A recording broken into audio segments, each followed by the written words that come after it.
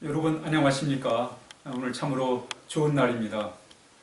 오늘 함께 나눌 하나님 말씀은 출애굽기 15장 25절의 말씀이 되겠습니다. 우리 함께 읽겠습니다. 모세가 여호와께 부르짖었더니 여호와께서 그에게 한 나무를 가리키시니 그가 물에 던지니 물이 달게 되었더라.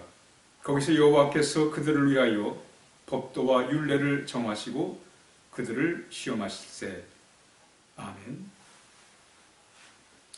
이스라엘 백성들이 기적적으로 홍해바다를 건넜습니다.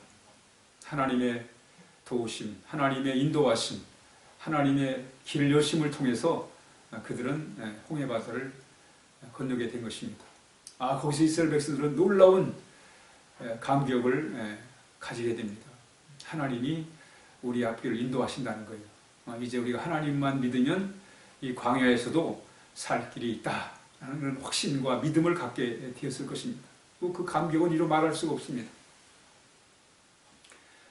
그런데 스루 광야에서 3일 동안 물을 찾아 헤매었지만 물을 찾을 수가 없었습니다. 이때 이스라엘 백성들은 그 3일 전에 그 믿음, 그 감격이 다 사라져버려요. 그리고 지금 당장 이제 물 떨어졌으니까 우리도 죽게 될 거라는 그런 불안함, 그게 원망이 되고 불평이 돼가지고 지금 모세를 향해서 원망을 하고 있습니다. 물 내놓으라고 말이죠. 그런 상황에서 그 마라라는 곳에 도착하게 되고 그곳에 물이 있었습니다.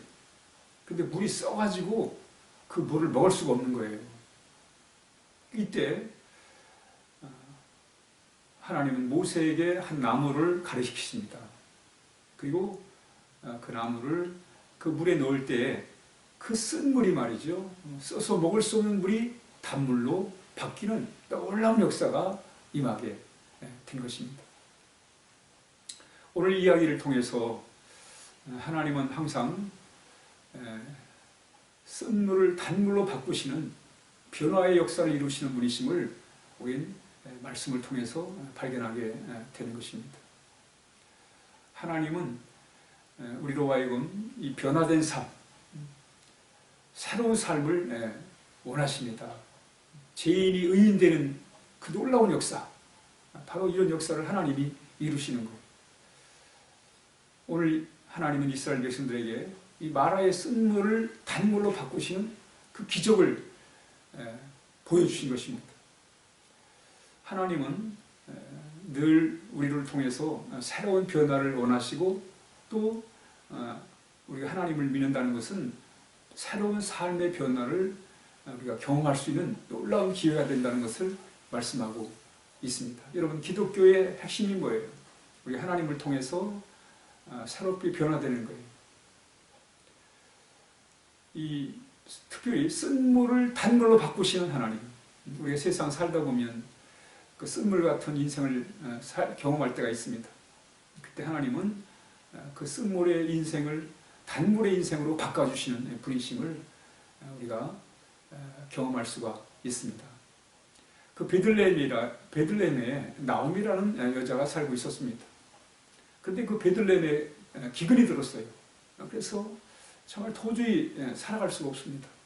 이때 나오미는 남편과 아들들을 데리고 요단강 동편의 모압 지방으로 와서 살게 됩니다. 모압에서 살려고 왔는데 더 큰 어려움을 겪어요.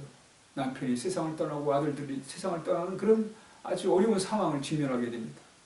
이때 베들레헴에 참 경제 여건이 회복됐다는 얘기를 듣고는 다시 고향으로 찾아와요. 고향으로 찾아왔을 때 사람들이 말을 해요. 나오미가 돌아왔다고. 이때 나오미란 뜻은 기쁨, 웃음이란 그런 뜻의 의미가 있습니다. 나오미가 사람들에게 나를 더 이상 나오미라고 부르지 말고 마라라 불러달라. 이 나오미, 웃음에서 이 마라, 쓰다라는 참 고난의 그런 의미가 담기는 마라라고 불러달라고 얘기를 합니다. 참 나오미는 이름 자체는 기쁨이요 참 희망의 그런 아름다운 이름이었지만 그의 삶은 참 쓰리 쓴 고난을 겪었던 사람입니다. 그 자신을 마라라고 불러달라고 얘기를 하잖아요. 그가 베들레헴에 와서 그의 친족 보아스를 만나게 됩니다. 그리고 그 쓰리 쓴 고난의 이 모든 것들을 그가 짊어지 담당하게 되고 그로 인해서 나오미는 다시 자신의 삶의 기쁨을 회복하는 거예요. 누굴 통해서? 그의 친척 보아스를 통해서 그런 새로운 참 쓴물이 단물로 바뀌는 쓴물 인생이 단물 인생으로 바뀌는 놀라운 체험을 이 나오미가 하게 된 것입니다.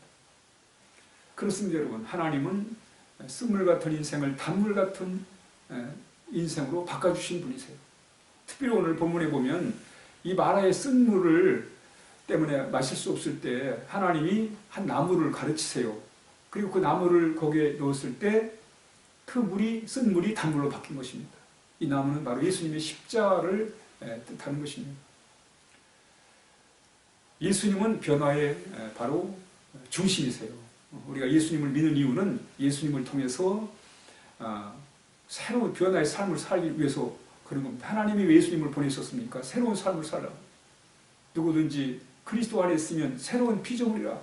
이전 것은 지나갔으니 보라 새 것이 되었도다. 그렇습니다, 여러분. 예수님은 변화의 중심이 됐어요, 항상. 그래서 여러분, 예수님이 탄생이 기원 전과 기원 후로 이렇게 새롭게 변화가 되잖아요. 예수님은 처음 기적을 가나안 혼인 잔치집에서 물을 포도주로 만드는 그런 기적, 그 변화의 역사를 이름으로 인해서 사역을 시작하세요. 왜 첫 번째 기적을 물을 포도주로 만드는 기적을 행했을까요? 바로 변화를 시키는 쓴물을 단물로 바꾸시는 주님의 놀라운 변화의 중심이 되신다는 것을, 변화의 주체가 되신다는 것을 말씀하는 거예요. 그러므로 우리 예수님을 통해 새로운 인생을 살아갈 수 있습니다. 어둠에 제약된 세상에서 빛의 생명의 세상으로 우리가 새로운 삶을 살아갈 수 있습니다. 바울은 바로 그 증거예요. 특별히 예수님의 십자가는 우리를 변화시키는 놀라운 능력이 있는 것입니다. 그래서 바울은 바로 십자가만을 자랑하겠다고, 십자가에 의해서 자신의 죄는 죽고 다시 의롭게 살아나는, 그러므로 십자가를 통해서 우리의 삶을 새롭게 변화시켜 나갈 수가 있는 것입니다. 그래서 우리 늘 십자가를 바라봐야 돼요. 십자가에 담겨있는 하나님의 사랑과 용서, 그 은혜 속에서 우리의 삶이 새롭게 변화되고 하나님의 자녀로 의로운 거룩한 복된 삶을 살아갈 수가 있는 것입니다. 십자가는 그만큼 위대한 변화의 능력이 되는 거예요.